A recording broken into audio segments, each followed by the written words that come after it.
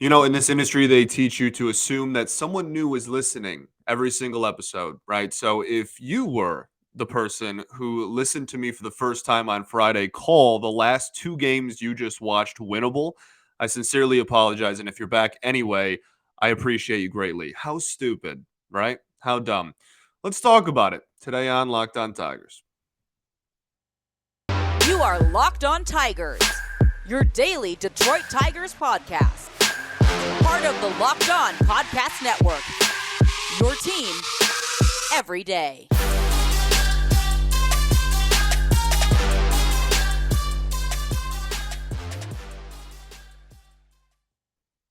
What is up, everybody? Welcome back to another edition of Locked On Tigers. I'm, of course, your host, Scott Bentley. Today is Monday, April 10th, 2023. Thank you for making Locked On Tigers your first listen every single day. We are free and available wherever you get your podcasts and on YouTube, part of the Locked On Podcast Network, your team every single day. Today's episode is brought to you by the Ultimate Baseball GM. If you've ever dreamed of being an MLB GM and managing your baseball franchise, then this is the game for you. To download the game, just visit ultimatebaseballgm.com or look it up on the App Store. Our listeners get a 100% free boost to their franchise when using promo code Locked On in the game. Alrighty. What is up, everybody? Hope everybody had a fantastic weekend. I'm recording this on Easter, thus I'm a little dressed up today for y'all. So happy Easter to those who celebrate the holiday. That if you had a good weekend, it certainly wasn't because of your favorite baseball team. That was dreadful. And again, like I understand that I sent you into the weekend with like, hey, these are winnable games. And the sad part is like they were. It's just that's probably the last time for a very long time that I will ever assume that games involving this baseball team are winnable because that was absolutely dreadful. Um, I don't really have any other words. I guess I should probably have half an hour ish left of words to say about it, and we will talk about the games and we will break them down. But golly, what a start to the year. Tigers are 2-7. Before the games even started on this weekend's games, we didn't play on Friday because of the home opener and whatnot. Can't wait to play on Fridays again. Glad that that's going to be starting up again, starting next Friday. But before the games even started this weekend, Austin Meadows was put on the 10-day IL due to anxiety. Like the way I end the show is not just like for fun. It's very real. I mean the words I say. If you followed me for a while, you're aware that I am obviously very pro mental health. This is a very pro mental health show. The organization has been very publicly supportive so far, which is great to see. But yeah, I don't have too much else to say. I hope he gets better and he gets the help he needs. And he gets right, not only for the sake of this baseball team that we all love, but most importantly for his own sake. That's the priority here. So really unfortunate. I'm sure that it's a frustrating time for him as well. And yeah, just not much we can really say or do besides just send best wishes and offer support as the organization is doing as well. So with that move, Akil Badu gets the call up. So this is somebody who I thought again was going to make the team out of camp. I really did. I was surprised when he didn't. Now, we're seeing him 8, 9 games into the season. So, very kind of short lived stint in the minor leagues there, which he was crushing the baseball down in Toledo for whatever that's worth to you in the small sample size. But as one lefty outfielder leaves, one kind of fills the spot there. But yeah, he draws walks a lot, as we talked about in the spring. He can run. So I'd imagine he's going to get a lot of opportunities in that leadoff spot against right-handed hitting. That would be my presumed spot for him, especially if he keeps hitting the ball like he did this weekend, which was not bad. We'll talk about that. Yeah, you know what? I guess that's it. That's the pre-games stuff. So I guess now we'll address the games themselves, which were awful. I mean, again, I guess I apologize for ever putting faith in this baseball team to do even the bare minimum. This was awful. And again, I stand by my statement. My statement on Friday was not a prediction. It was not a we are going to win. It was these are winnable, and they were winnable, especially Sunday. Sunday's game was infuriating. We're going to save the best for last in that regards, but uh, Saturday's game was awful just because we got absolutely smacked, and it was never really close. At least for 8 innings, it wasn't close.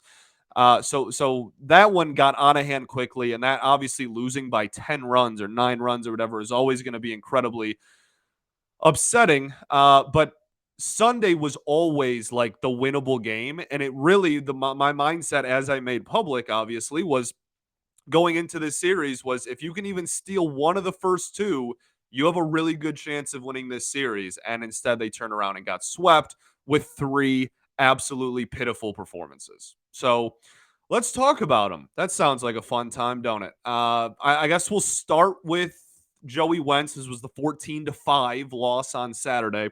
I guess we'll start with Joey Wentz. 1 2/3, 1 hit, 5 earned runs, 4 walks, and 0 strikeouts. 1 hit in 1 2/3 and was not pulled due to like an injury or anything.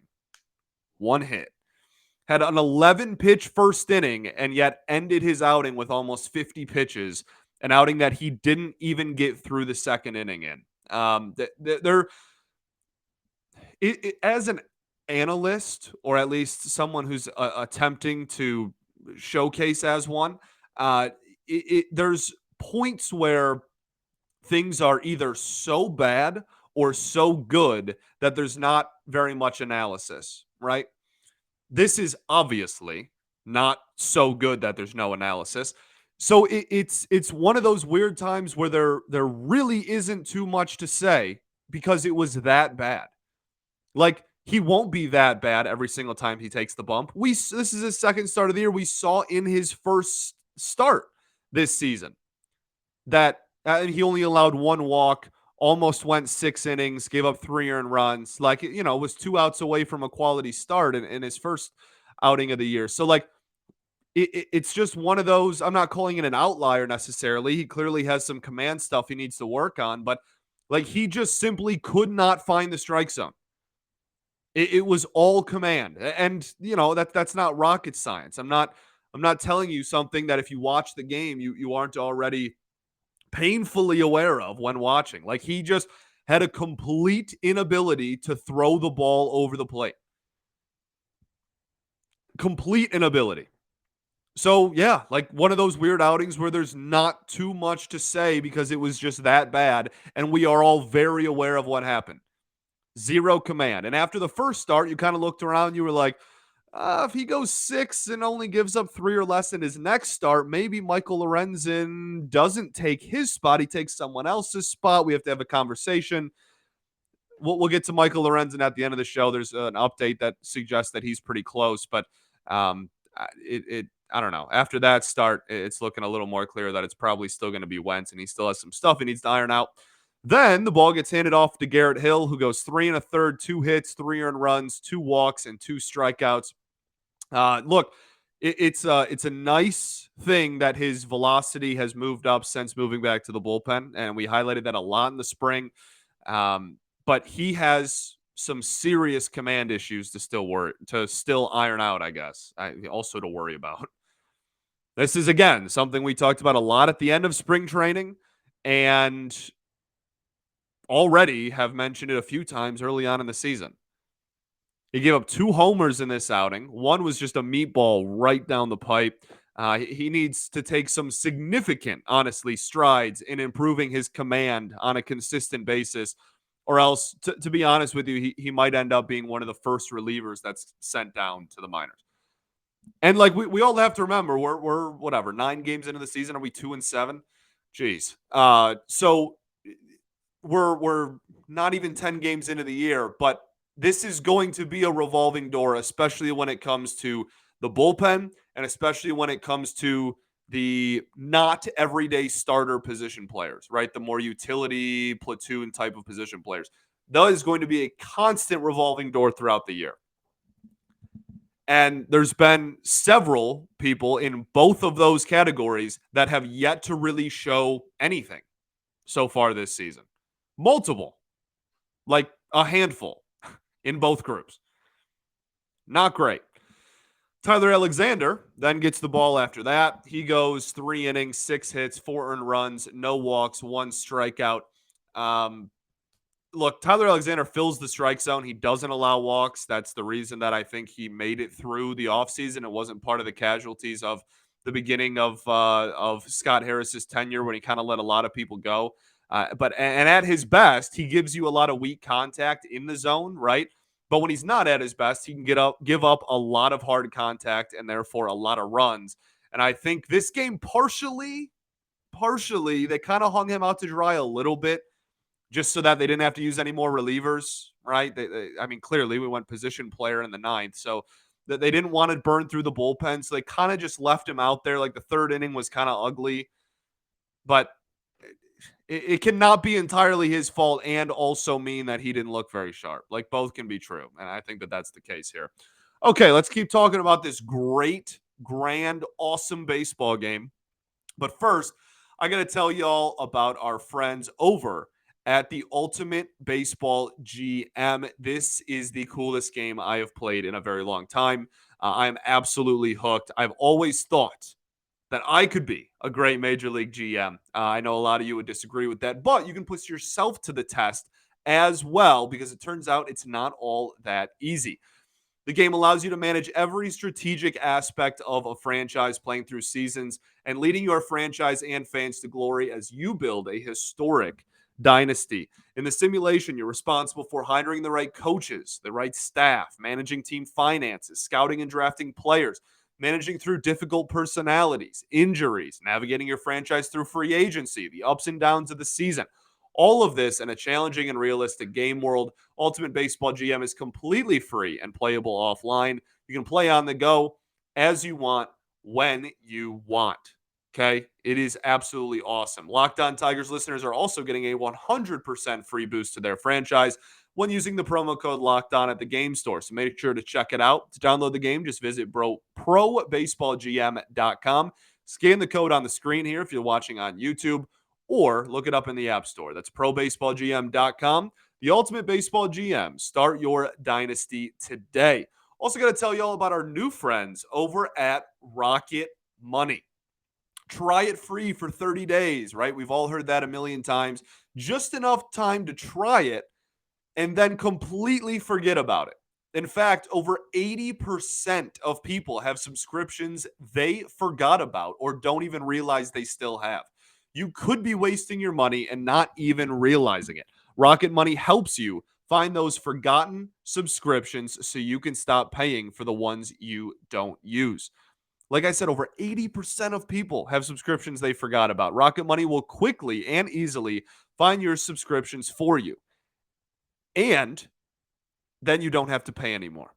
Just hit cancel and Rocket Money will cancel it for you. It's that easy. Rocket Money is a personal finance app that finds and cancels your unwanted subscriptions, monitors your spending, and helps you lower your bills all in one place. So stop throwing away your money, cancel unwanted subscriptions, and manage your expenses the easy way by going to rocketmoney.com/LockedOnMLB. That's rocketmoney.com/LockedOnMLB.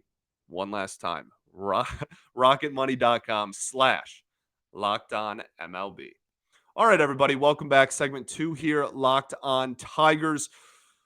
A rough weekend for your Detroit Tigers. They pitched Zach McKinstry, if we really want to finish the pitching side of things, in the final inning of this baseball game. He gave up 2 runs. We're less than 10 games into the season with a new rule to prevent position players pitching, and yet we're already back here, whatever it was, 8 games into the season. You gave up more runs than hits. It was just a walk parade, and you had pretty much zero competitive pitching at any point other than the first inning in this baseball game. Like, I feel confident saying that.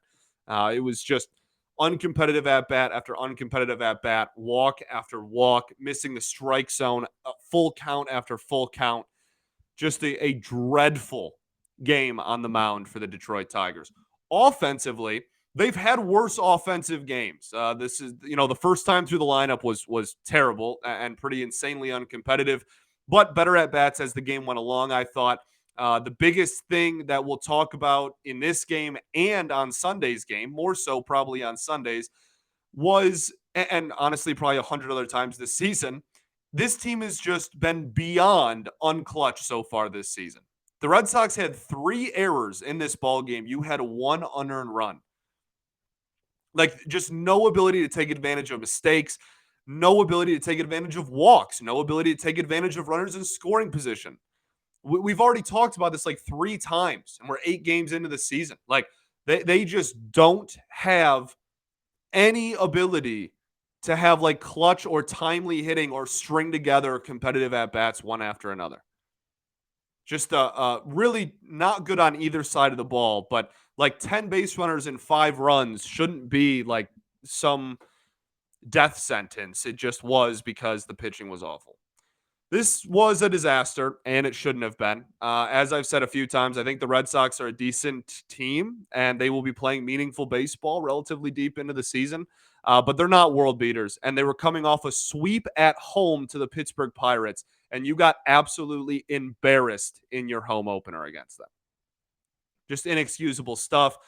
Let's talk about Sunday. This one is going to make me more upset, and significantly more upset. Like Tanner Houck, for everything we've said, and his first start of the season didn't go very well, is a pretty good pitcher with like a pretty solid career under his belt so far. It looks like he's finally going to get the ability to be a starter deeper into the year, and is not. You still probably should have scored some runs off him, but is not some dreadful pitcher they're throwing on the mound. This game, you clearly had the pitching advantage. And like we just lost 4-1. You did. Like, I don't care that we lost 4-1. You objectively did. Like, Cutter Crawford, with all due respect, had like a 6.3 career ERA coming into this game and is like a negative career WAR. Like, Matt Boyd was like is a dude that has gotten all-star votes, and like when healthy is like a sub 4 barely ERA pitcher, or even when whatever second half of the season he blows up. Oh, he's not that good. Whatever, still better than a 6.3 career ERA guy with a negative career WAR. Like, you should have won this baseball game at home. You should have won. There is little to no excuse to losing this ball game. But the offense just laid an absolute egg. In theme with the holiday, I guess. Happy Easter. Golly. I guess we'll start with the pitching advantage you should have had. Again, Matt Boyd, 4 2/3, 5 hits, 2 earned runs, 4 walks, and 4 strikeouts, 75 pitches and 4 2/3. That's 2 outings now where he has not been very efficient. Brutal command in this one for, as a team, the second day in a row. But for Boyd, again, the second outing in a row.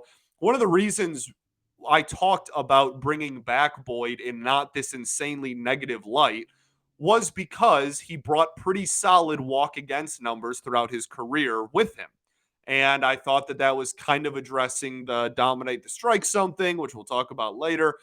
And so far this season, again, 2 starts under his belt, but so far, walking a lot of guys. So not great. Need to tighten that up, and amongst a ton of other things. We have much larger fish to fry on a macro sense, but if we're just breaking down Boyd specifically, needs to cut down the walks and be much more efficient. Because when he's on, I mean, he struck out the side in the first inning, really was the only pitcher this entire series to make Rafi Devers look like a human being.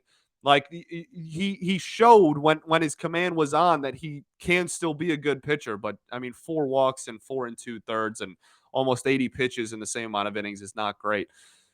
Jason Foley, 1 1/3, no hits, no runs, 2 strikeouts. Really solid outing. Probably was, I mean, I feel pretty comfortable in saying the only pitcher, the only person to take the bump in maybe the Trey Wingenter had a pretty good Sunday.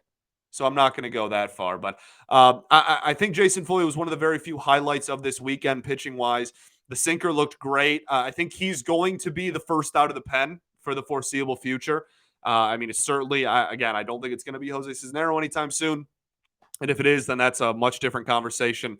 But honestly, unless everyone else is just terrible, which like doesn't seem completely out of the question 9 games into the year, then and like Foley has to just like become the closer. Then I think he's going to be the first out of the pen guy. Just that ability to like you feel relatively well, you feel more comfortable putting him out there than anyone else with inherited runners on because of his ability to get ground balls. I think is going to take him a long way. So still a Jason Foley fan, and dating back to last season, and still am hoping that he can be a bright spot in a bullpen that has not had very many bright spots so far this season. Okay, let's get to the rest of the pitching performances on Sunday, and then we will break down the dreadful offensive performance that was Easter Sunday for the Detroit Tigers. But first, I got to tell y'all about our friends over at So Rare. This is one of our new sponsors. It's a revolutionary fantasy baseball game and marketplace transforming fans into owners with officially licensed digital cards featuring players from across all 30 teams. Unlike other fantasy baseball platforms, So Rare managers truly own their fantasy experience. You can collect, buy, sell, and compete with your cards against global competition to win epic rewards, win or lose. You still own the cards, and there's no cost to play. Plus, the more you win, the more you advance. You can collect increasingly powerful cards and access next level competition with rewards. There's So Rare, So Rare completely is now partnered with MLB All-Stars Juan Soto, Julio Rodriguez. Really fun. It's spreading very quickly. It's really, really fascinating. That's how I keep describing it, but that's kind of how the only way I can. It's totally new and to me, but is really, really intriguing. So you can head to sorare.com/lockdown. That's SORARE.com to draft your team of free player cards, set your lineup, and start competing today to win epic rewards. Again, that's sorare.com/lockdown to start playing today. All right, everybody, welcome back here. Third and final segment, Locked On Tigers. Recapping this very, very not enjoyable weekend for your baseball team. Unfortunately, Alex Lang pitched in this one after Jason Foley just getting right back into it. 1 inning, 1 hit, 1 walk, 1 run. Honestly, I really haven't been impressed with Alex Lang so far this season, which is sad because I was really excited for him, and him and Foley were really the only two relievers that I was super optimistic about going into the season. I need to see way better command. Like it just, we talked about it a lot and how he had command issues, and when he's on, there are a few players better, but he has not been on or has not had good enough consistency so far in his 2 or 3 outings this season to inject a lot of hope that he's going to be able to do that consistently. So need to see that. Need to see some consistency as far as command goes for him. Trey Wigginter pitched in this game, 1 inning, 1 strikeout, no hits, walks, or runs. Stuff was solid. Command was good enough. That's what it's going to continue to be with him. If the stuff will play, it's just a matter of how good his command is as well. And so far, it's been pretty hit or miss. We've had some really good ones. We've had some not so good ones. Chasen Shreve had 2 strikeouts and a home run in 1 inning pitched. It was a solid outing if you remove the one bad pitch. Unfortunately, he did have one really, really bad pitch to Tristan Cassis, who took him about 900 feet. So, yeah, not too much to add there. Just one mistake, and it was taken advantage of. Let's get to this offense, shall we? This is a fun conversation. It was dreadful, embarrassing, etc., etc. You had 10 base runners in this game. Did you realize that as a watcher, as a viewer? They had 10 base runners. 10 isn't like awful. But there's 2 things that this team has yet to prove it has on it. Okay, we've talked about this before, like literally 3 or 4 days ago. 1 is any remote power, and 2 is any remote clutch hitting. If you had consistent power threats, even a couple, even one throughout your lineup, you could rely on those power threats to score runs with one swing, right? That's the whole point. And that's really how a lot of teams form their lineups in the game of baseball today. If you don't have that, but you have a team full of hitters who take really good at bats, try to keep the line moving, manufacture runs, right? The Marlins this year, the Royals, if you're looking at teams past, right? This season, the Tigers have very apparently had neither. And when you look at the two games they did win, what happened? They either hit multiple home runs or they had really timely hitting. It's not rocket science. I'm sure I'm preaching to the choir. I'm sounding probably very like Captain Obvious-y, but it's really wild to just like have neither of those things to any extent or capacity. So they had 10 base runners, only 2 extra base hits, and they were doubles. You only scored on a play in the first inning, or due to a play in the first inning, that like probably should have been ruled an error. That was that Javi Baez infield single was a, hey, we're paying him over 20 mil a year, maybe count that as a single. Just it's the same song and dance as earlier. It's the same song and dance as a couple of games ago, and the same as last season. You have 0 clutch hitting and you have 0 power threats. It was highlighted in the 9th inning of this ball game. You had bases loaded, 1 out. The tying run was at the plate with 1 out. And you scored 0 runs.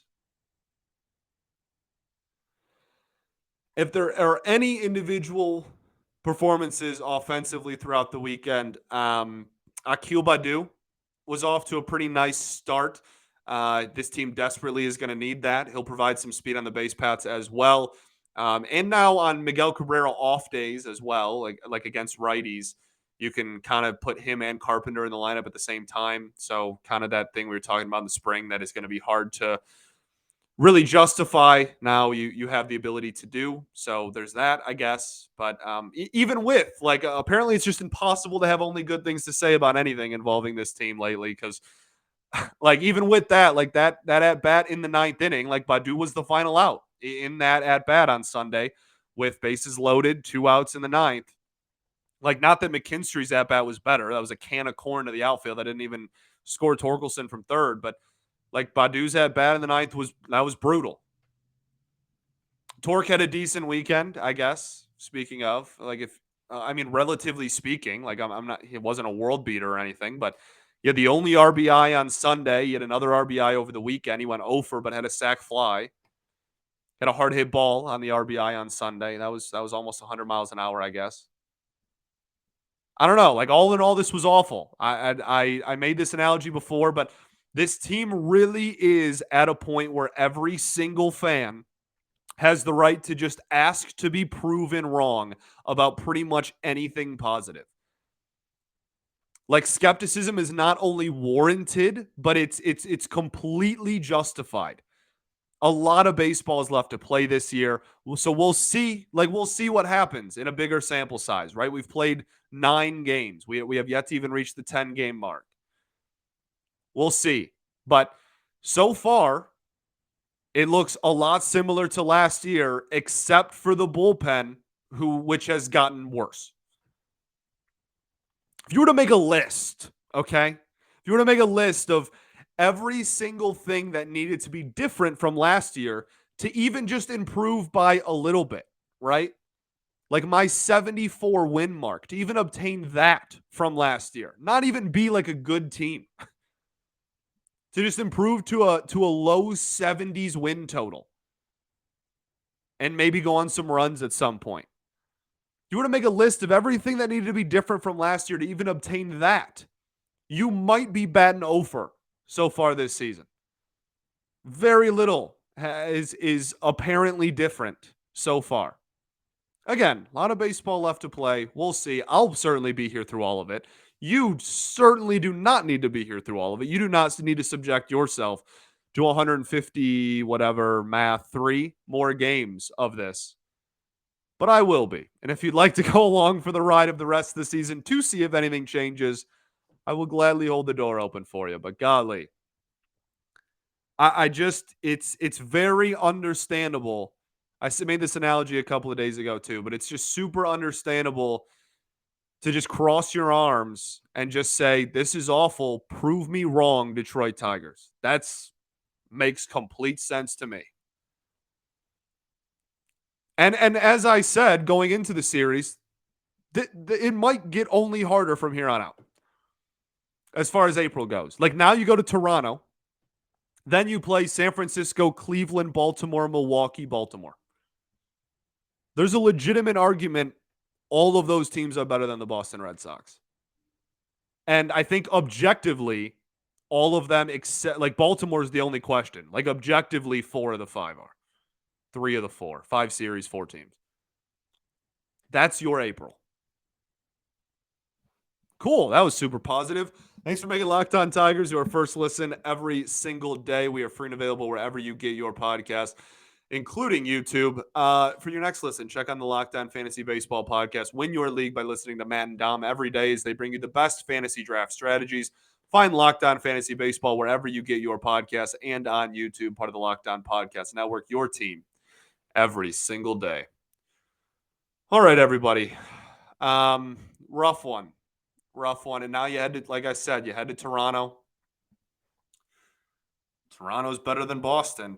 And you face like all of Toronto's best pitchers as well. So buckle up. Let's head north. Let's try and steal some games. We did in Houston. Let's try and do that again. That was fun baseball for 2 days. We had 48 hours of sunshine. Then right back to it. All right. I appreciate y'all for tuning in. As always, I hope everyone had a great weekend and had a great holiday if you celebrate. Peace and love. Going to therapy's dope, as always. And I'll catch y'all tomorrow, baby. Go Tigers.